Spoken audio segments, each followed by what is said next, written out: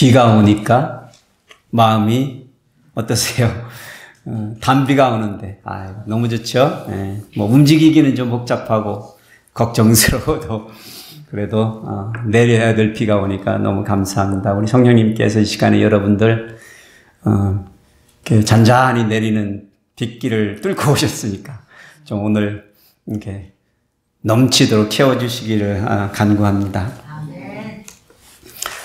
저희들 언약의 사람 아브라함 공부하고 있습니다. 언약의 땅을 아브라함에게만 주시겠어요? 우리 각 사람에게도 언약의 땅이 있습니다. 하나님 부르시는 그 땅이 있어요. 순례자의 삶을 살아야 되는 이유가 되겠죠.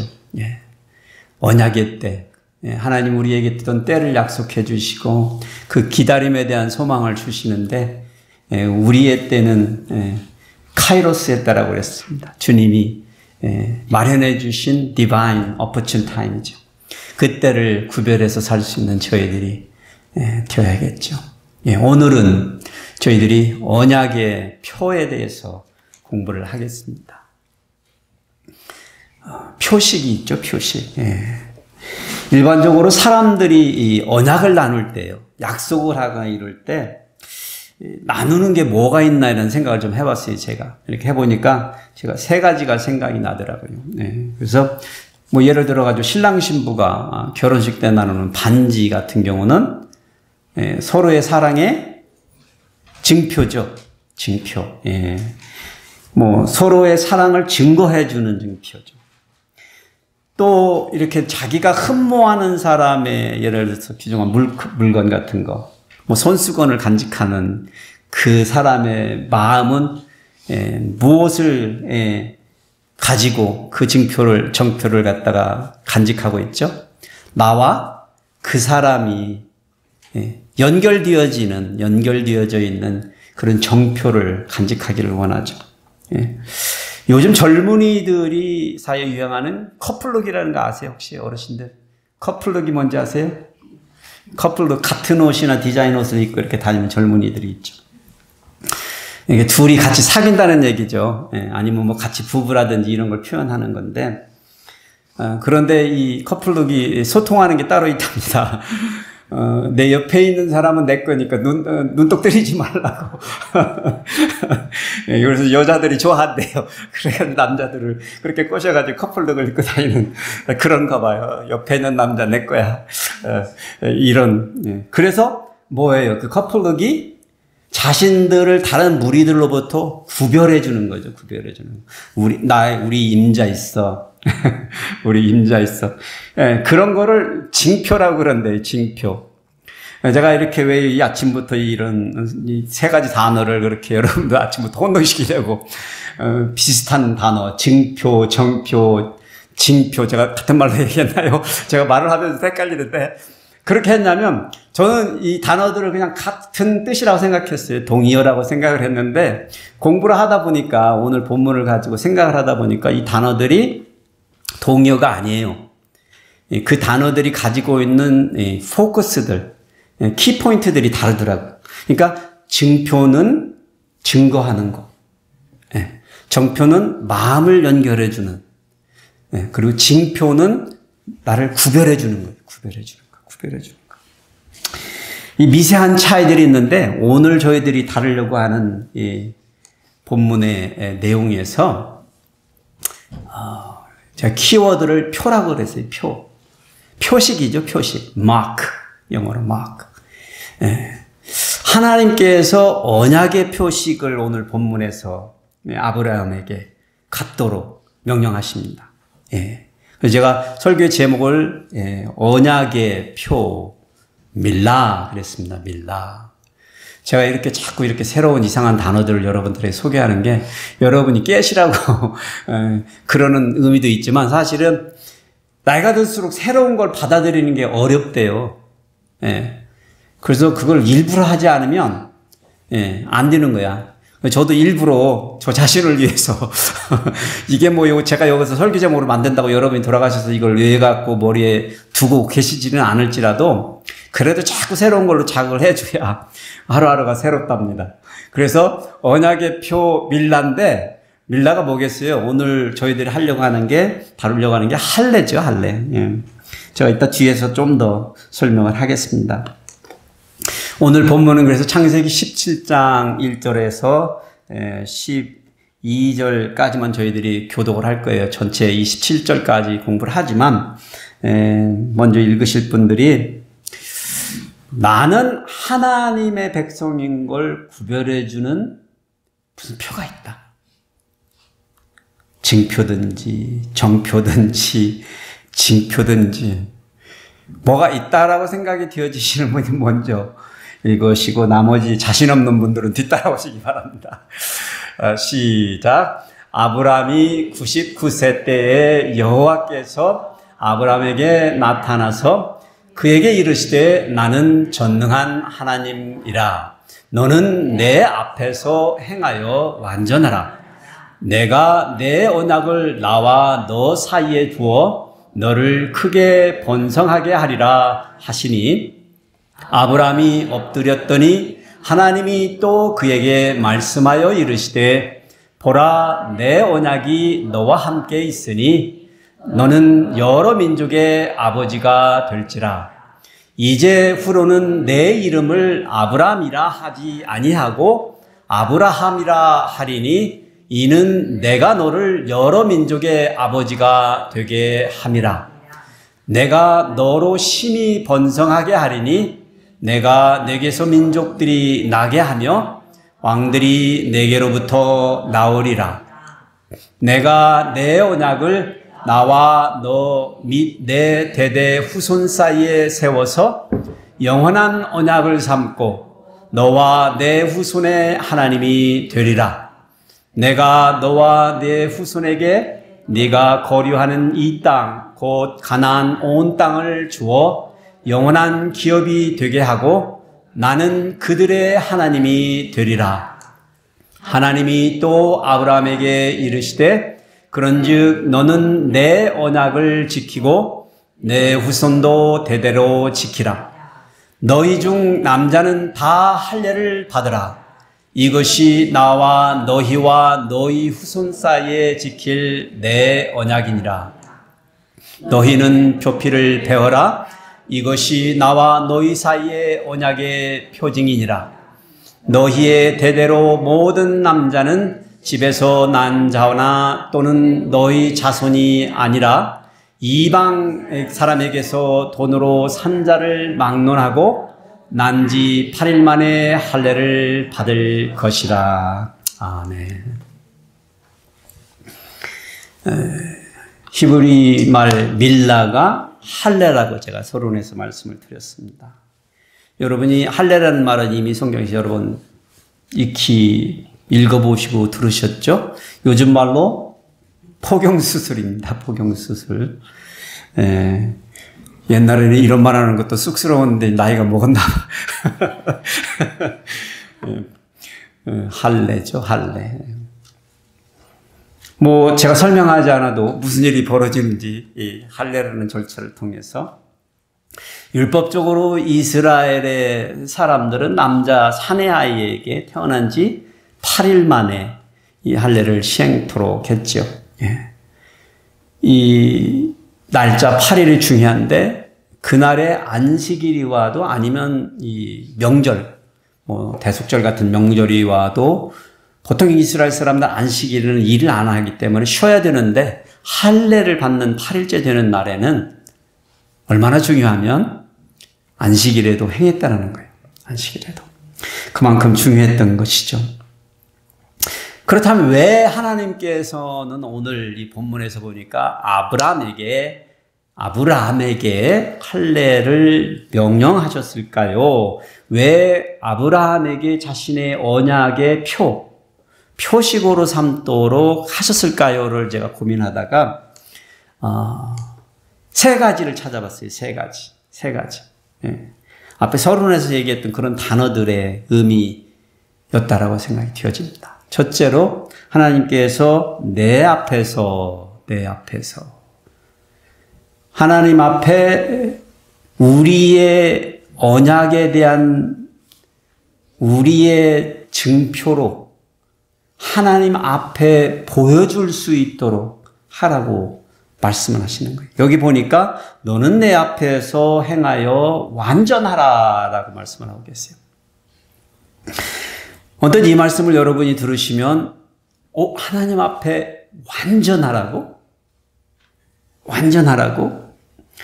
내가 완전한 사람이 되어야 된다고? 야, 이거는 나는 글렀구나. 그런 생각을 품으실 가능성이 있습니다만 우리는 아브라함이 이미 앞에서 들었던 설교들을 통해서 완전한 사람이다, 아니다?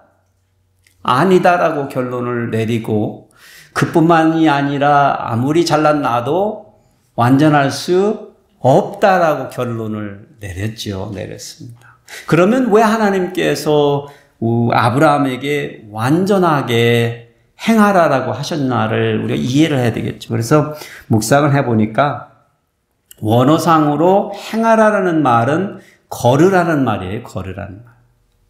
내 앞에서 걸으라. 근데 완전하게 걸으라.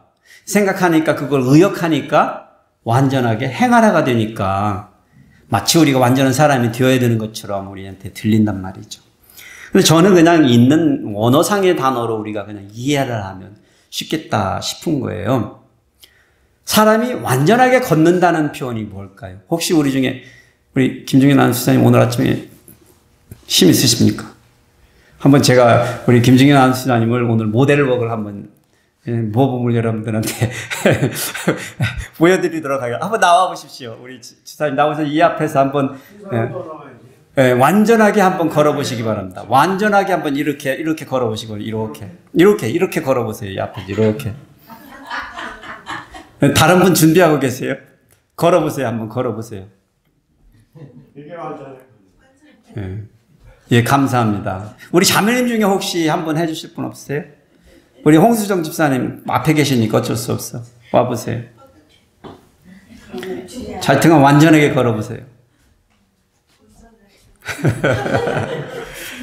자, 보면 사람마다 다루는 스타일이 다르죠. 걸음걸이도 다르고. 그런데 사실 우리는 완전하게 걸으라는 표현은 안 쓰죠. 보통 우리가 쓰는 표현은 뭐죠? 똑바로 걸어라 그러죠. 똑바로 걸어라. 그러면 똑바로 걷지 않는 사람은 어떤 사람이에요? 그러니까 대부분의 사람들은 자기 스타일로 자기가 걷던 그런 걸음걸이로 걷는 게 똑바로 걷는 거예요, 사실은. 그런데 그렇지 못한 사람은 사실 이제 장애인이라면 할 수가 없겠죠. 아니면 아프셔가지고 걸을 수 없는 경우라면 그렇겠죠. 자, 그러면 왜 이 해석이 중요할까요? 완전하게 행하라라는 표현으로 쓰면 우리 중에 그렇게 걸을 수 있는 사람이 아무도 없다는 거예요. 그런데 여러분과 제가 똑바로 걸을 수 있습니까? 걸을 수 있습니다. 예. 걸을 수 없는 사람도 있어요. 그렇지만 중요한 거는 우리가 걸을 수 있다는 거예요. 그래서 저는 여기에서 하나님께서 아브라함에게 요구하는 게 완전한 사람이 되어다라고 이렇게 우리가 의미 있게 해석할 수도 있겠지만 저는 내 앞에서 똑바로 걸어라, 똑바로 걸어라, 똑바로 걸어라 말씀하신다라고 생각해요. 예, 그럴 수 있는 징표를 내놔라 라는 거예요. 그렇게 할례를 받아라 그런 의미에서 라는 거예요. 여러분 남성의 중요한 지체에다가 그 표피를 제거하는 작업이잖아요.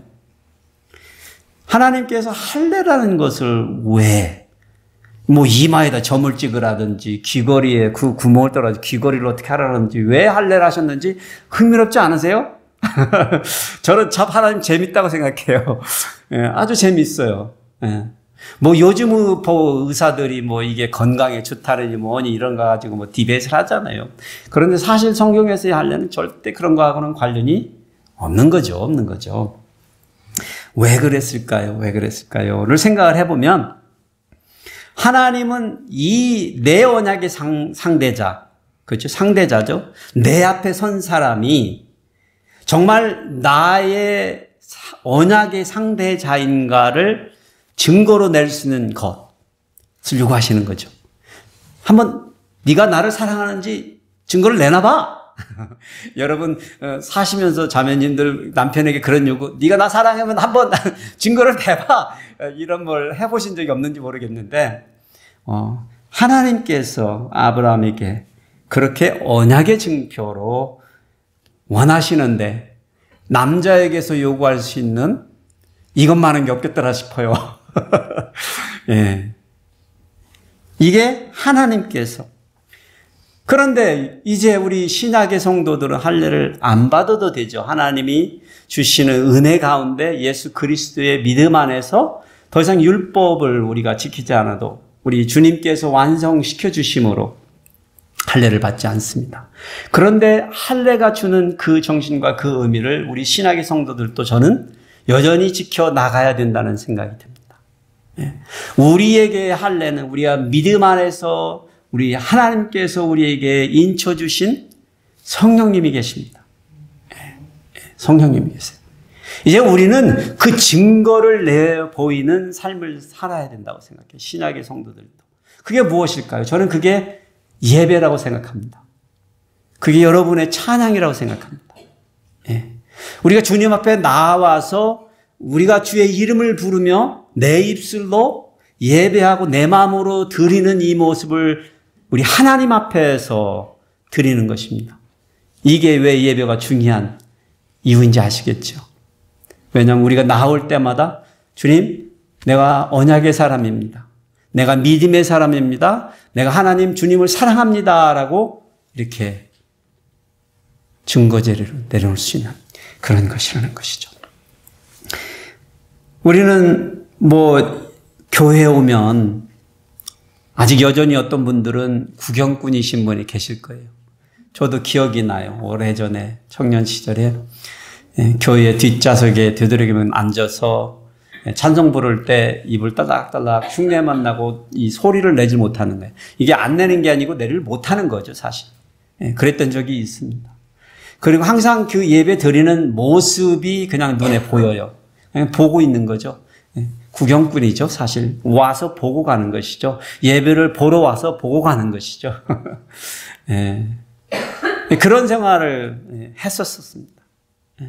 근데 예배는, 이제 우리는, 예배는 보이는 거, 쇼하는 게 아니고 드리는 거죠. 이제 sacrifice 하는 거죠, sacrifice. 이제 와서 드리는 것이죠.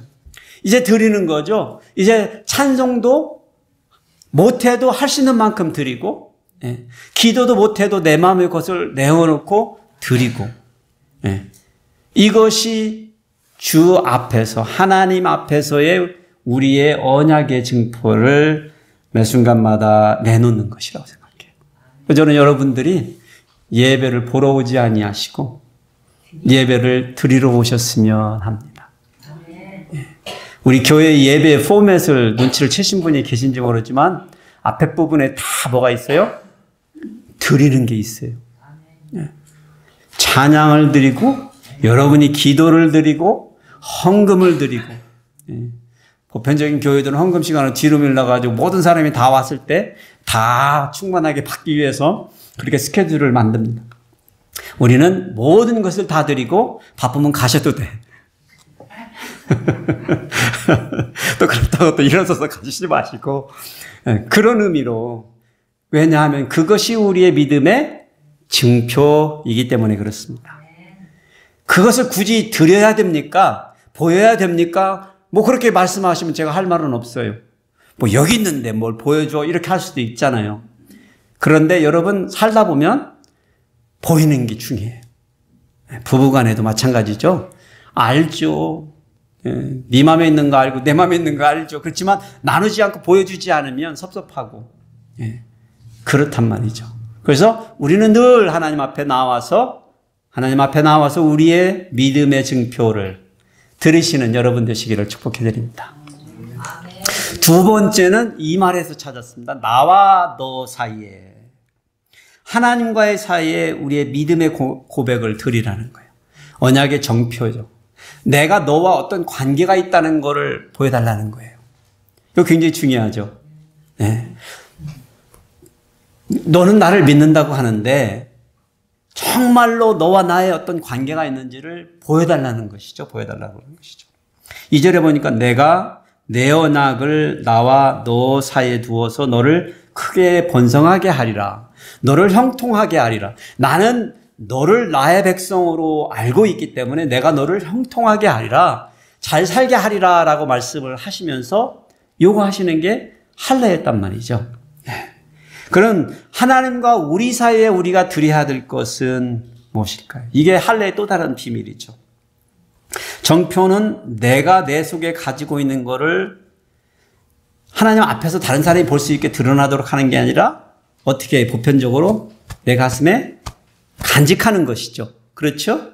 정인의 물건은 간직하는 것이죠. 하나님이 그걸 보기 또 원하신다네. 이게 뭐 보여주는 것도 보여주는 것 같지만 이게 있냐는 거죠. 그 애틋한 나와 너와의 관계에 애틋한 마음이 있냐는 것이죠.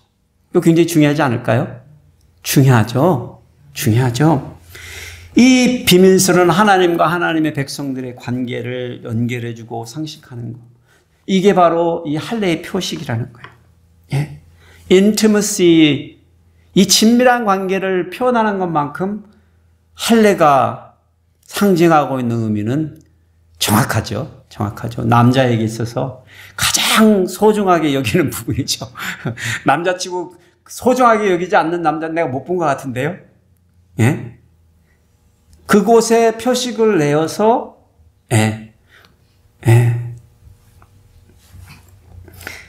오늘날 우리는 여전히 할례를 받지 않습니다. 그러면 우리 성도들에게는 그럴 만한 표식, 내가 하나님을 사랑한다라고 고백할 수 있는 그런 정표는 뭘까요? 가장 근접한 거는 여러분과 제가 하나님 앞에 드리는 기도라고 저는 생각합니다. 기도. 기도는 우리가 여기 나와서 공적으로 하는 기도, 대표 기도 이런 거를 여러분들이 참 어렵게 생각하시는데 어려운 거예요, 사실은. 왜냐하면 이거는 하나님 앞에 기도하기도 하지만 우리 성도들 앞에서 같이 대표를 하는 거니까. 왜냐하면 같이 마음을 모아서 하는 거니까 어렵죠. 근데 사실 하나님께서 우리들에게 요구하는 기도, 정말 원하시는 거는 나와 너 사이입니다. 다른 사람 필요 없어요. 무슨 상관이에요, 사실? 우리 데이트할 때, 연애할 때 그런 느낌 못 받으셨어요? 세상에 아무리 시끌벅적해도 내 옆에 사랑하는 사람이 있으면 우리끼리면 모든 게 세상에 충만했던 적이 있죠. 완전했던 적이 있죠. 즐거웠던 적이 있었죠. 예. 나와 너 사이. 하나님은 그걸 요구하시는 거예요. 예. 그래서 여러분들의 기도의 모습 중에서 제가 여러분들에게 바라는 것은 꼭 회복해야 될 것은 여러분이 기도의 사람이라는 것을 모를 정도로 하나님 앞에 나와 너 사이가 있으셔야 돼요. 전 굉장히 중요하다고 생각해. 저는요, 비밀스러운 걸 좋아하나 봐. 내가 저 사람에 대해서 좋은 감정이 있다. 내가 저 사람을 케어한다라는 생각을 사실 다 몰라도 되는 것 같아. 내가 그런 마음을 품고 있는 사람이 알아준다면, 여러분의 사랑을 우리 하나님만 알아신다면, 하나님이 야, 너 나 사이야 아브라함에게 말씀하시죠. 그거면 하나님도 충분하시다는 거예요. 나가서 나팔을 불지 않아도 정말 네가 나를 사랑하다라는 것을 보여달라. 그런데 가장 쉽게 할 수 있는 방법은 여러분이 주님께 여러분의 모습을 있는 그대로 내어놓을 수 있는 여러분의 시간과 여러분의 공간에서 벌어지는 기도라고 생각합니다. 은밀한 기도입니다. 은밀한 기도입니다. 남들이 내가 기도하는 사람이라는 것을 모를 정도로 여러분이 은밀하게 하나님과의 관계를 만들어 가시고, 그렇죠. 밥을 할 때, 설거지를 할 때, 제가 말씀드리죠. 잡초 뽑을 때, 저는 달리기 할 때, 오늘 아침에도 살짝 뛰면서 생각했습니다. 뭘 생각했어요? 하나님을 생각했습니다. 내 마음을 드리기를 원했습니다. 아무도 없는 운동장 뛰면서 그건 저만의 하나님과의 관계입니다. 시끌벅적 안 해도 돼. 여러분의 홀로 있는 고독한 그 시간에 나만 있다고 생각되어질 때 하나님과 함께 동행하는 연습, 기도로 묵상 기도로, 혼자만의 독백으로 그렇게 그러한 시간들을 만들어 가시는 여러분이 되셨으면 해요. 그래서 저는 할례가 그런 은밀함을 요구하시는 하나님께는 엄청난 표식, 정표가 된다. 그래서 그걸 요구하셨다 생각을 합니다. 그렇게 영적인 대화로 여러분들이 날마다 하나님과의 관계를 이렇게 재확인하시는 여러분들 되시기를 축복해 드립니다. 세 번째는 내 언약이 너와 함께라는 표현입니다. 내 언약이, 하나님의 언약은 말씀이죠. 하나님의 말씀이 우리와 함께 있다라는 표현은 하나님이 우리와 함께 있다라는 표현입니다. 그 사실 우리가 이 성경을 번역할 때 보면 여기 번역된 걸로 보면 할례가 언약의 뭐라고 돼 있어요? 징표라고 번역이 돼 있어요. 징표라고. 그러니까 이 성경의 번역자들은 이 징표라는 의미를 하이라이트 한 거예요. 할례에서는. 무슨 의미라고 그랬어요? 징표는 나를 하나님과의 관계 속에서 다른 사람들로부터 구별해 주는 거예요. 내가 다르다는 걸 구별해 주는 거예요. 사실 여러분 성도라는 표현이 거룩한 무리라는 표현이 거룩한 무리가 깨끗한 무리라는 뜻이 아니라 어떻다고요? 구별되어진 무리라는 뜻이에요. 히브리 말로. 그래서 여기에서도 이제 하나님께서 우리에게 요구하시는 것은 뭐냐면 네가 나의 백성인 것을 보여달라는 거예요. 차별성을 요구하시는 거예요. 차별성. 세상의 사람들, 하나님을 알지 못하는 사람들, 모르는 그들과의 차별을 두고 나에게 네가 내 백성인 걸 알려주겠느냐. 그렇게 말씀을 하시면서 우리 하나님께서 아브라함에게 말씀하셨죠. 이렇게 얘기합니다. 찾아보니까 보라 내 언약이 너와 함께 있으니 너는 여러 민족의 아버지가 될지다 라고 말하면서 내 언약이 너와 함께 있다. 언약의 표징을 삼아라 그러면서 명령을 하신 거예요. 표징, 징표, 사전적 의미를 제가 읽어드릴게요. 정확하게. 일정한 사물이 공통으로 가지는 필연적인 성질로서 하나의 사물을 다른 사물로부터 구별하는 표가 되는 것. 이게 국어사전의 정의입니다. 징표라는 게. 저도 몰랐어요. 찾아봐서 알았어. 아, 이게 난 증표인 줄 알았어요. 징표가 증표인 줄 알았어. 어렴풋하게. 그랬더니 아니었어요. 오히려 구별하는 것이 초점이었던 거죠. 차별하는 것. 내가 하나님의 백성인 것을 다른 사람들로부터 구분해 주는 것. 그러니까 하나님의 백성이라는 것을 할례를 통하여서 요구하셨죠. 그러면 그 차별하는 거는 사적이고 비밀스러운 건가요? 아니죠. 공개적인 거죠. 공개적인 거. 그렇죠. 커플로 옷을 둘이서 입고 나가는 거는 저 같으면 남사스러워. 아니면 뭐 이런 걸 시키냐고 막 이제 싸웠을 거예요. 만일에 우리 사모가 저한테 막 그런 걸 요구를 하고 그러면 이 딸이 뭐 하러 하냐고 막 이렇게 했을 거예요. 그런데 가만히 생각해 보면 커플룩을 입고 간 사람들 보면 뭐 그렇게 싫지는 않죠. 좋아 보이잖아요. 내가 하기 싫은 거지. 사실은 우리가 하나님의 백성됨을 다른 사람들 앞에 구별되어 쓰는 것이 좀 쑥스러운 면이 있긴 있어요. 그럼에도 불구하고 하나님께서는 그랬으면 좋겠다라는 거예요. 구별됨이 차별화가 되어진 삶을 사는 것이 좋겠다라는 것이죠. 예. 이거는 제가 생각할 때 어떻게 생각할 때 운동선수들이 유니폼을 입는 그런 것과 비슷하다고 생각이 들어요. 어제 아주 신나는 우리 한국 그 축구 선수 손흥민 씨가 헤드트릭을 했죠. 여러분 안 보셨거든요. 제가 보는 스포츠 중에 딱 하나 하이라이트 보는 게 축구라서 너무 신났습니다. 벤치에 앉아 있는데 엔칠리스 때에 안 나온 거예요. 선발에 아주 심정이 손흥민의 심정이 어땠는지 참 그랬을 것 같습니다. 작년에 다득점 선수였어요. 그 많은 선수들 가운데. 근데 그가 벤치에 앉아 있다는 걸 상상을 해보세요. 그런데 후반에 나와가지고 3골을 몰아쳤습니다. 그 짧은 시간에. 네. 그가 토트넘의 유니폼을 입고 나오잖아요. 그 유니폼이 그 사람이 축구를 잘 차는데 도움이 되나요? 될 수 있다라고 제가 얘기도 할 수 있겠지만 사실은 그거는 뭐 해주는 거예요? 그 선수를 상대방의 선수들로부터 구별해 주는 거죠. 구별해 주는 것이죠. 그런데 너무 중요해요. 그게. 너무 중요해요. 너무 중요하다고. 저희 성도들을 다른 무리들로부터 구별해 주는 게 우리의 신앙이겠죠. 믿음이겠죠. 그런데 신학에서 우리 성도들에게 준 것 중에 하나가 우리를 구별해 주는 게 침례입니다. 침례. 침례. 공개적으로 사람들 앞에서 하나님 앞에서 내가 하나님의 성도로 잘 살겠습니다라고 공표하는 거. 이게 유니폼과 같은 거예요. 유니폼과 같은 거예요. 우리를 침례가 구원해 주지 않습니다. 내 믿음을 확인시키는 거예요. 누구 앞에서? 하나님 앞에, 우리 성도들 앞에, 내 자신 앞에. 그렇게 살겠습니다라고 하는 것이죠. 그래서 할례가 그런 의미로 받으라고 한 거예요. 그래서 구약에 보면 이스라엘 백성들이 할례 받지 아니한 사람들을, 이방인들을 뭐라고 표현했어요? 저 할례 받지 아니한 자라고 그랬죠.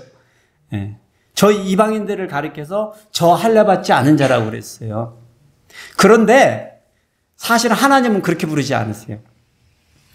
하나님은, 그러니까 이스라엘 사람들은, 실수죠 사실은, 이방 사람들을 할례 받지 않은 자라고 불렀는데 하나님은 할례 받지 않은 자들을 이방인이라고 불러요.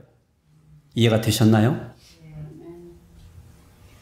수많은 민족들이 있고 족속들이 있고 그 중에 히브리인들, 이스라엘 사람들이 있습니다. 히브리인들을 빼고 나머지 사람들을 다 할례 받지 않은 자, 이방인이라고 하나님 생각하는 게 아니에요. 그 이방인들, 다른 족속들이 할례를 안 받았기 때문에 이방인인 거예요. 여기 오늘 본문에서 보시면은 누가 할례를 받았다고 본문이 말을 하고 있죠? 아브라함이 그날에 아브라함이 할례를 받고 아브라함이 되죠. 그리고 또 누가 받았죠? 이스마엘이 할례를 받았습니다.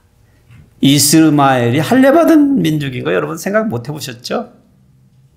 하나님의 백성이었습니다. 그리고 이방인들 중에 종으로 사왔던 사람들 중에 아브라함의 집에 있었던 모든 남자들도 할례를 받고 그날에 누가 됐다고요? 하나님의 백성들이 되었다는 겁니다.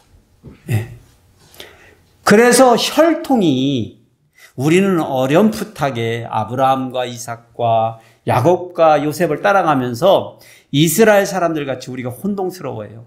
이 핏줄이 우리를 하나님의 사람으로 만든 걸로 착각하는 거예요. 하나님의 백성으로 만든 걸로 착각하는 거예요. 아니요. 처음부터 하나님은 하나님의 백성인 표식을 가진 사람들, 그 믿음을 고백하고 증거를 내놓고 그렇게 구별되어 사는 사람들을 누구라고 불렀다고? 내 백성이라고 불렀다는 거예요. 이 할례의 장면에서 분명하게 드러나잖아요. 이방인에서 종으로 팔려온 사람들까지도 하나님께서는 어떻게 하셨다? 임브레이스 하셔서 자기의 백성으로 삼으셨다. 이 문제가 나중에 신학에서도 번져요. 사실은 복음 안에서도. 그런데 여기를 제대로 이해를 하시면 아무 문제가 안 돼요. 신학에 가서. 그래서 하나님은 우리 가운데 내 혈통을 통해서 흘러가는 믿음이 있어주는 자녀들이 있는 게 고마운 일이지만 사실은 찾기를 원하는 거는 모든 종족, 모든 민족들이 할례받는 백성이 되기를 원하는 거예요. 그래서 그들이 이방인이라는 딱지를 띠고 하나님의 백성으로 들어오는 것이죠. 그래서 사실은 하나님은 이방인이라는 말을 즐겨 쓰시는 것 같지는 않아요. 이스라엘 사람들이 즐겨 썼죠. 즐겨 썼죠. 그러니 이것을 보시면은 왜 우리가 전 세계적인 열방을 향한 선교의 비전을 가져야 되는지를 이해를 하시겠죠. 그런데 이런 비전을 듣고 나서 아브라함이 이해를 했게요, 못했게요? 야, 열방의 아버지가 되라, 모든 민족의 아버지가 되라 하면서 이름까지 새 이름을 주셨는데 아브라함이 어떻게 했다고요? 피식 웃었어요. 웃었어. 그 머릿속에는 지금 자기에게 주어진 새 이름과 새 사명이 생각난 게 아니라 지금 당장 자기 나이 99세인데 이러고 있는 거예요, 지금. 내 나이가 몇이라고요? 99세인데 아이고 내가 어떻게 해요, 이 나이에. 내가 어떻게 해요? 내가 어떻게 해요? 웃었습니다. 그야말로 웃기는 일이죠, 사실. 합리적으로 생각하면, 현실적으로 생각하면. 그런데 이게 하나님이 하시는 일이니까 이게 웃기는 일이 아닌 거죠. 그렇잖아요. 아니, 생각해보면 인간적으로 불가능한 일이잖아요. 네, 그리 하겠다고 하는 사람이 나왔으면 그놈은 미친놈이라고 그럴 거 아니에요. 그렇잖아요, 세상에. 그게 정상이니까, 사실은.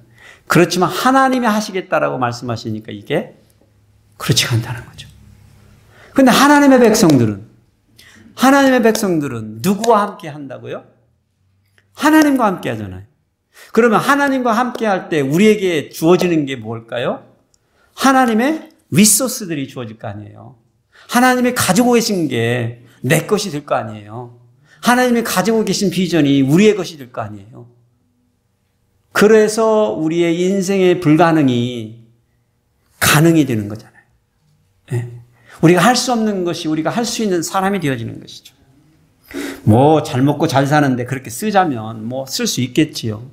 그렇지만 하나님이 요구하시는 거, 하나님이 바라시는 거는 아브라함에게 주신 그 새 이름, 그의 아내 사라에게 준 새 이름을 통해서 우리에게 선포하고 계십니다. 우리에게 가장 고귀한 사명은요, 모든 열방에 누가 되는 거라고요? 아버지와 어머니가 되는 겁니다. 우리를 대한민국의 백성들로 삼아주셔서 이 땅에 이민을 보내주셔서 우리가 대한민국의 이민자의 삶으로 사는 것은 그냥 우리의 육신의 혈통의 사명이에요. 그런데 하나님께서 우리에게 새 이름을 주시면서 너는 내 백성이라고 말하셨을 때 그 사명이 바뀌어버렸어요. 우리는 이제 내 자식의 아버지와 어머니 이 한계에서 벗어나서 누구의 아버지의 어머니예요? 열방의 모든 족속의 아버지, 어머니, 그 위대한 사명에 우리가 부름을 받은 겁니다. 그리고 우리는 알아요. 우리 스스로가 야, 난 99세야. 난 99세 딱 그 기분입니다. 예? 어떻게 하나님의 위대한 이 일을 감당하냐고요. 나는 아닌데, 나는 그런 생각 해본 적 없는데, 나는 그런 능력 없는데 그렇게 생각할 수 있겠죠. 그런데 하나님께서는 역시 그 불가능한 것을 가능케 하실 수 있는 힘을 주십니다. 같이 해주심으로. 아브라함이 어떻게 하셨어요? 이름을 받고 그 하나님의 언약을 믿고 할례를 받았는데 몇 살 때 받았다고요? 99세. 여러분 99세에 할례 받을 용기 있는 남자분들 계세요? 이게 마취제를 놓고 해도 힘드실 텐데. 모든 집안의 남자들이 다 받았어요. 그런데 할례만 받았게요. 그날을 딱 준비하고 목욕 체계하고 사라하고 얘기를 해서 야, 하나님이 우리에게 후손을 주신단다. 사라도 웃었죠? 다음 장 보십시오. 사라도 웃었습니다. 그런데 가만히 생각해 보면 젊었을 때는 이게 큰 문제가 아닌 것 같은데 제가 곰곰이 생각하면 이게 쉬운 문제는 아닌 거예요. 99세면 사례와 잠자리를 아는 지가 몇 년이나 됐을까? 서로 살결을 맞대본 적은 몇 년이나 됐을까? 생각을 해보세요. 그냥 인간적으로. 쉬운 문제일까요? 거기까지 사실 하나님께서 명령하시고 그 언약을 주시고 그 모든 것이 그렇게 쉬운 건 아니에요. 예. 근데 가만히 생각해 보면 이 아브라함의 믿음이요, 그렇게 그냥 믿어서 끝난 게 아니에요. 믿어서 끝난 게 아니에요. 그리고 우리는 알잖아요. 그들이 그 믿음에 따라서 순종함으로 순종함으로 그 아들 이삭을 얻게 되는 것입니다. 우리가 기억할 것은 이것입니다. 옛 언약의 표식이었던 그 할례가요, 이제 우리에게는요, 예배로 주님 앞에 마음을 편안한 이유, 또 기도로 주님과 교제하는 이유, 또 말씀으로 성결한 삶을 살아야 하는 이유. 이 성결하다는 표현은 구별되어 산다는 표현입니다. 그 이유를 가르쳐주는 몽학 선생이에요. 요즘 말로 그냥 코치예요, 코치. 몽학 선생이라는 표현이 옛말. 제가 여러분이 그냥 성경이 익숙하신 분들을 위해서 몽학 선생이라고 표현을 했어요. 그냥 코치예요. 카운슬러예요. 지도교사, 개인교사예요. 우리가 할례를 더 이상 받지 않기 때문에 중요하지 않은 게 아니라 그 할례 속에서 우리에게 언약의 백성으로 살기 위해서 필요했던 모든 것들은 여전히 하나님께서 우리에게 요구하고 계시다. 그래서 그렇게 살아드리는 것이 하나님께서 기뻐하시는 삶이라는 것이죠. 그래서 결국에는 증표는, 이런 것들, 표식은 본질적인 것이거나 필수적이진 않죠. 그렇잖아요. 내가 당신을 사랑하니까 여기다 표식을 남길게 하는 것은 사실은 있는 것이 더 중요한 거죠. 그게 더 본질적인 것이죠. 근데 그 표가 우리를 도와준다는 거예요. 하나님이. 그걸 할례를 요구하신 이유가. 그러니까 우리들에게 이제 할례 더 이상 없으니까, 그 표식이 없으니까 본질적인 것과 필수적인 것은 여전히 남은 거예요. 그거는 잃어버리면 안 되는 거예요, 우리가. 그래서 우리는 더더욱 주님 앞에 나와서 예배드리기를, 더더욱 여러분의 사생활 속에서 기도의 사람이 되어지고 하나님과 교제하는 사람이 되어지고 여러분이 늘 말씀 속에서 구별된 백성으로, 언약과 함께 그런 백성으로 살아가는 것이, 이 언약의 요구가 현재 진행형이라고 생각해요. 지금도 우리들에게 하나님께서 아브라함에게 요구하셨던, 아브라함이 되어서 요구하셨던 그것을 우리들에게도 요구하고 계시다는 거예요. 하나님을 모르고 하나님의 언약도 모르는 이방인된 자들에 대해서 하나님께서는 우선적으로 우리들이 관심을 갖기를 원하십니다. 모든 민족 가운데 제자를 삼아, 누가 한 말씀이시죠? 예수님이 떠나가시기 전에 제자들에게 하신 말입니다. 모든 민족으로 제자를 삼아. 얼마나 중요하면, 우리 주님은 이 아브라함의 언약을 엄청나게 잘 알고 계셨을 뿐만 아니라 이것이 자신의 사명과도 연결되고 처음부터 하나님께서 주신 커버넌트, 이 언약의 약속이 그 흐름이라는 것을 이미 알고 계시고 그걸 성취하신 거예요. 그리고 제자들에게 그걸 요구하신 거예요. 그러니까 우리들도 그걸 기억해야 되는 거예요. 제가 여러분들, 우리 2부에 드리는 영어 예배 여러분들이 이제 막 서서히 체감을 하시죠? 이게 공간을 내어주고 시간 내어주는 게 쉽지 않은 거를 여러분이 체감하실 거예요. 저도 체감하죠. 사실 한 번 더 예배를 준비하는 게 그냥 얼굴만 쑥 내밀고 나와서 하면 되는 게 아니잖아요. 제 입장에서는. 체감하지만, 지금까지 우리에게, 우리 교회 영어 예배를 통해서 온 두 청년이 있어요. 엘리시아하고 케빈. 이제 정기적으로 나올 수 있는 포텐셜이 있는 생명입니다. 시작이에요. 여러분들은 그냥 시작을 보고 계신 거예요. 아브라함과 사라의 아들, 하늘의 별만큼 바다의 모래만큼의 언약의 약속인데 하나님이 아브라함과 사라에게 주신 자식은 몇 명?